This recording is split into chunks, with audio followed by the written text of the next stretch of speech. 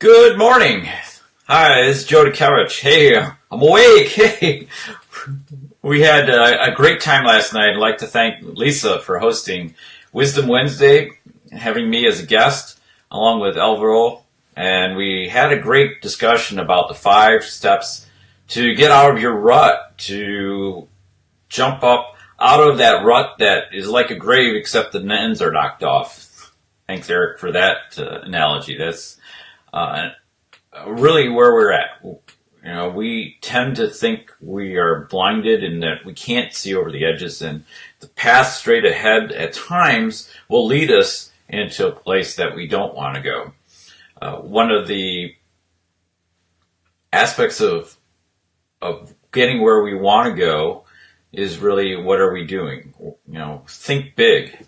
So not Eric, I'm sorry, but John Mattone was on W. Beck's conference call this morning talking about the lessons he learned from Steve Jobs as he was coaching him. And, one of the things that we as coaches get to observe and get to be rewarded is really the conversation. It's really learning from the other person. So it's a great opportunity to learn if you are in the right place as a coach, to be quiet, to ask the right questions, to dig deeper. Not only will you learn the wisdom of the person sitting across from you, but you will also learn that which that person needs at that moment, because they need to bring this up and bring it back into their consciousness and be aware of what do they know, what were they thinking, what were the aspects of the goals they were achieving, or what lessons did they learn. And Steve, if you know his story, at the end of his life, for many years, he was suffering from pancreatic cancer. He was kept it under wraps because it was a personal thing, until at the very end, as it was playing through, and people were tracking his movements, where he was going, and trying to figure out what's going on with Steve. Why does he look so terrible? Well, he was going through something that you have to have courage. Courage is a component of this thing that's inside of you. And I'll talk further about this in tomorrow's call. I want to be able to get you a graphic up and be able to show you what that looks like. But within ourselves, we need to have courage. And courage can't happen unless you have faith in yourself. You have to have imagination. You need to be able to take that step forward in the midst of struggle. So as Steve's looking at his end of life, it got him to the point of realization that there's something that he needed yet to do, that he needed to then become vulnerable. Courage gives you vulnerability, and from vulnerability, then you can grow. You need to be able to find into yourself. You need to find into yourself that courage to step forward and say, my life's not perfect. And these are the things that have happened. They've happened. But what can I learn about? What can I do better? We always like to do hindsight, and we like to say, if I only knew this 20 years ago. Well, at 20 years ago, you probably didn't know what you know now. If you're growing, you've learned a lot since then, and your mind wouldn't have been ready for it 20 years ago. Now, if we could shift timelines or time-space dimensions, we could get into another spot, and we could be there really trying to then say, okay, I know what I know in this time-space continuum. I'm going to move over to this one and take the lessons. It's like the old Star Trek episodes where they jump time-space continuums, and, the circumstances were different, and they had to learn what was going on there, but they had the knowledge of what they already accomplished, and they had the knowledge of how to influence this particular set of circumstances. I would like to share with you, this particular focus from Ella Wheeler Wilcox. And it's written in the Napoleon Hill's Think and Grow Rich. And she's talking about the power of the subconscious mind. Again, we talked about this yesterday, is what is it that you are instructing yourself to do? Because you have to tell your mind, you have to say, hello mind, listen to me, this is what we're going to do, this is how we're going to approach it. And then as you talk through it, as you persist through it, the vibration of that thought increases. In other words, it becomes foremost in your mind. You then work on that thought. If we don't think into a particular thought, we just have the myriad of 60,000 thoughts that are bothering us during the day. They're just noise at times. If we're quiet and we understand and reflect on them, then we know, and we're going to focus in and accomplish something. Last night we talked about those 5 steps, and this is our crib notes from that, but there are 5 steps. Question where you're at. Question that activity. Take perspective of what had happened and become objective. Step away and say, isn't that interesting? And then remind yourself what's important. What are the dreams? And these might be flipped. I'm sorry, but I try to figure out how to get this technology to flip the screen while we're presenting. But priorities, are important. What are the intentional daily activities towards the priorities you set, whether the long-term, medium-term, interim, intermediate term goals? How are you going to satisfy them? What are you doing daily? What are the rule of 5? And then the power of the pause, to take a moment. And this is where Steve really got into, when you're vulnerable, you're able to then say, okay, where am I at? What am I going? What's important? You can then, those other 3, you're always knowing, but you can have more opportunity to analyze them and to say which priority is most important and what legacy am I going to leave. The long-term ones are really about legacy. What are you going to leave? What is the impact that you're going to deliver? And then finally, immediate action. So with immediate action, you're really focused in on taking steps. So after that pause, you're taking a step. You're taking a step forward to say, I need to do this now. And thoughts are things. Napoleon Hill writes, thoughts are things. Thoughts become things because we put action to them. Just like anything else.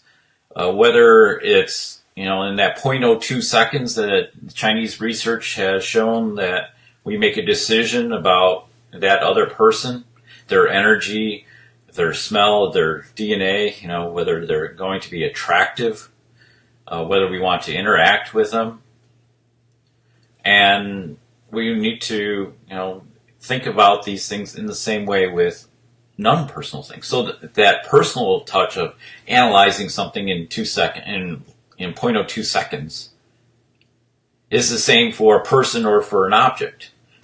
And thoughts become things. Thoughts have to be generated, and they have, we can talk more about this, and there's a program that will help you become more effective. It's a program that myself, Lisa, and others have taken a journey and have found, okay, we are operating in congruence with these principles, and that's why we've had so much success. But if we focused in and raise that vibration, raise that intensity, we would be further ahead. Our success would be greater. Our impact would be greater. Not saying we're not having impact, but the more that you increase that intensity, and then as your mind then gets raising that above ordinary thoughts and says, this is very important, you then start wearing that into your conversations. People sense there's something different. They're focused. They become curious. They become inquisitive about what your future is, what you look at, what you want to accomplish. Steve Jobs notes, according to John Mattone, is that there is an aspect that Steve said. I walked away when I left Apple and started his next company, Next Computing. During that 15-year period, he became a better leader and a better family leader because he learned that he needed leadership. He needed to get more situated, get more confident of his skills, of being able to communicate and connect. And that's why when he came back to Apple, he was better than he had grown, he had matured, he had a different focus on what he wanted to do at Apple than in the early days of Apple. So again, I'm sorry, got a little sidetracked there, but Ella Wheeler Wilcox writes, you never can tell what a thought will do in bringing you hate or love. For thoughts are things, and their airy wings are swifter than carrier doves. They follow the law of the universe. Each thing creates its kind, and they speed over the track to bring you back whatever went out from your mind. As our thoughts get carried out to others, and they get plugged in, and they feel that energy coming to them, they get incited. They get almost overwhelmed in, well, to use a word which is really has many meanings, but ecstasy. They're so excited about it. They're so loving it. It's what I want to do. It's what I want to be. It's what I want to help you deliver. And they so are happy. They want to really achieve it. And they want to be so fantastically innovated to help you. They want to be innovative. They want to have the courage. They feel the courage from you to step forward, to step out of the blankness. We talked about the reality of fear and, doing something. And that goes away when the leader is encouraging. That leader has the way to really deliver something that the other person needs. We all need a purpose in life, and we need to be able to say, this is important. I want to help you because I see in it myself a calling, a purpose to be more effective. Before any of the physical things we have, whether it's this mouse, whether it's a pencil or whatever, there was a thought that was created. As leaders, we need to think, and we need to raise up our thinking, raise it up to the apex, to be able to say, this is an important thought, this needs to be delivered, this needs to be changed.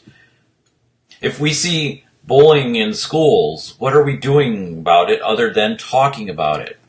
We can talk all day long about it. We can express our thoughts. But until action is taken and we say, stop, this will not be tolerated. And I know their schools are doing what they can, but there's a joint solution that's needed. The schools can only go so far. The parents, the guardians, those that are charged with the care of those students, of those children, of adults, whatever. When you're an adult, you're supposed to have responsibility yourself, but sometimes, we need help in that through a coach or, through somebody coming alongside to make us better, especially if we're entering in from college and we need a mentor. We need someone to really then say, welcome to the work world, to the career or to the calling that you have. You're good, but you could be greater. You have a lot of knowledge. Now, let's leverage that and put it into this problem to come up with solutions to then implement. Cheese, milk, cows, gasoline, you name the item, fuel of any type. healthcare, whatever it is that we have today, these glasses, this coat, all became because of a thought that was transmuted or translated or, conceived in mind and then brought into reality.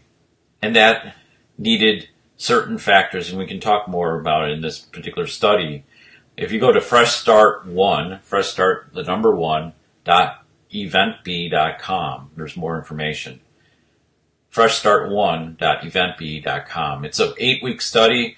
We're going to look at the application of these principles and take them into your life. So yes, there's some reading, which we, should do more of. Eric Reed, one of my friends, reads 20 books, or has like 20 books he wants to read in the next couple months. He's got a long list. I keep adding to it, and Lisa does too. I'm reading books. I'm attending conferences like the WBEX conference, and helping to raise my thinking to the next level, because I want to bring that experience, that thinking to you, to help you reach what you want to reach, to help you figure out what that goal is that you are holding off on. What is that goal that prevents you from moving forward? What is it that prevents you from moving forward? 8-week study. It's a great opportunity. Will give you more insights into the book than what the book has. And it's principled through our stories. Lisa will join me. She's got an amazing set of experiences that she's going to share the lessons that she learned away from that. And it's already helped in the people that she's talked with that came into a similar circumstance or in a related circumstance, related scenario, that have walked away from those, from her conversation with them. And they've been able to put that into place and be further ahead, to not feel struggled. And we talked about the Abraham Hicks emotional guidance scale. And the bottom is helplessness, depression, fear, an idea that you are alone.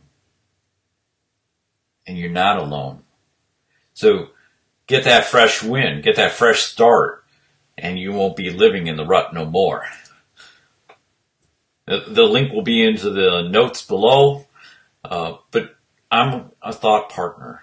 I look forward to be able to help you lift yourself to a greater perspective, to a greater level, to accomplish, as I've helped my clients go to that next level, to realize what things they've been holding back, to figure out what their strengths and weaknesses, their opportunities, and what threats may be. So using SWOT analysis, but also looking into your emotional happiness, emotional intelligence.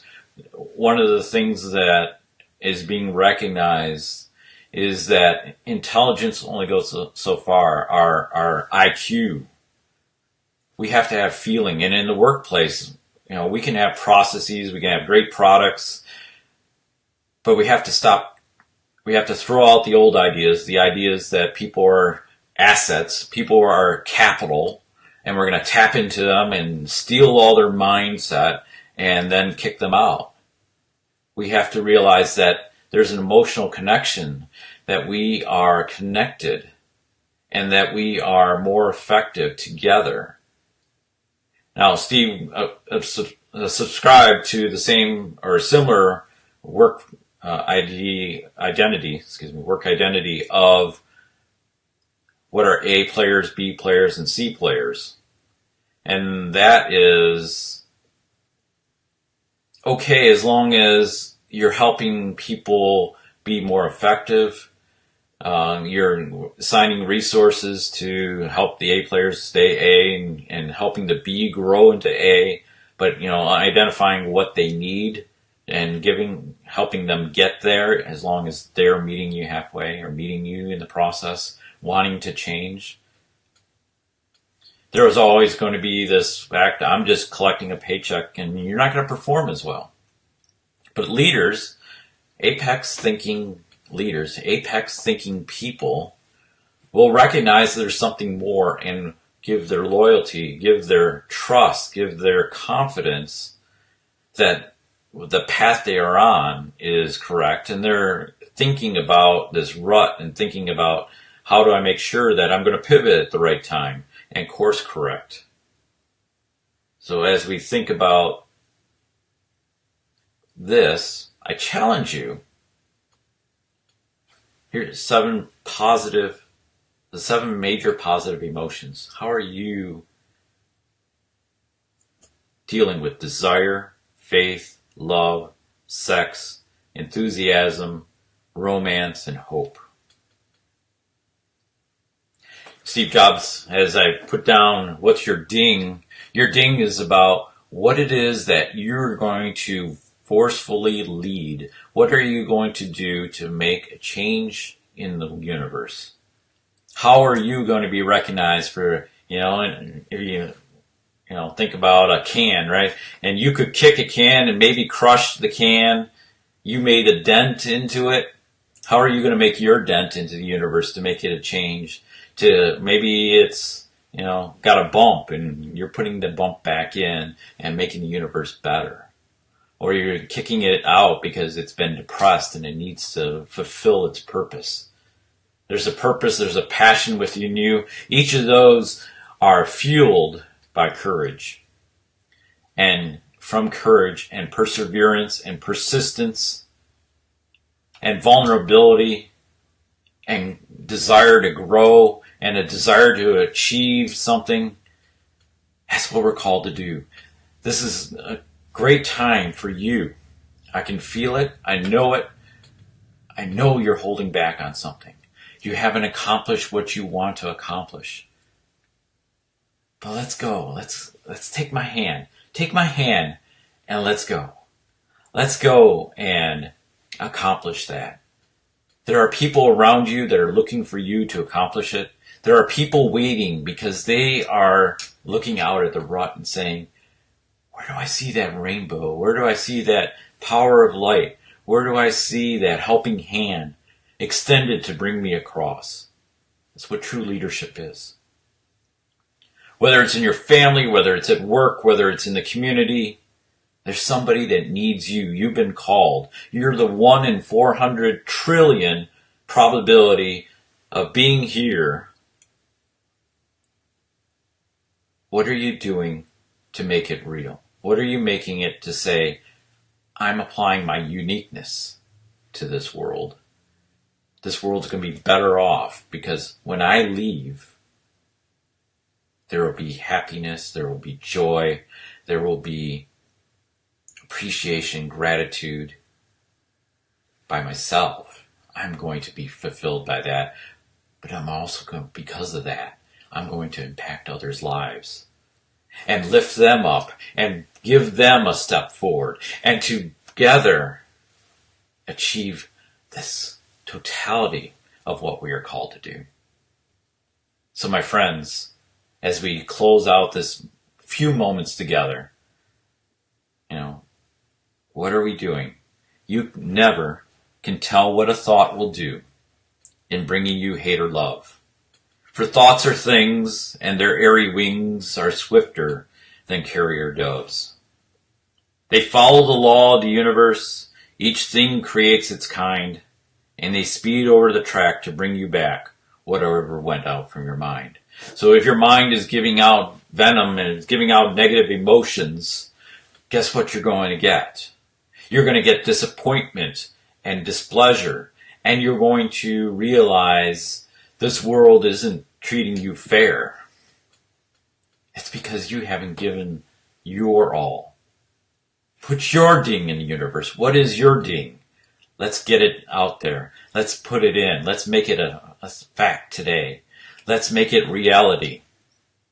Let's make it something that benefits, something that impacts, and something that makes your world be happier, be more joyful, be more in love. Take care. We'll see you all soon. And don't forget, freshstart1.eventb.com is the website. Yeah, you're going to probably have to put http:// or follow the link in the notes. And we'll see you soon. We'll see you tomorrow. Be well. Have a happy, new, significant day because you're living with apex thinking. Bye now.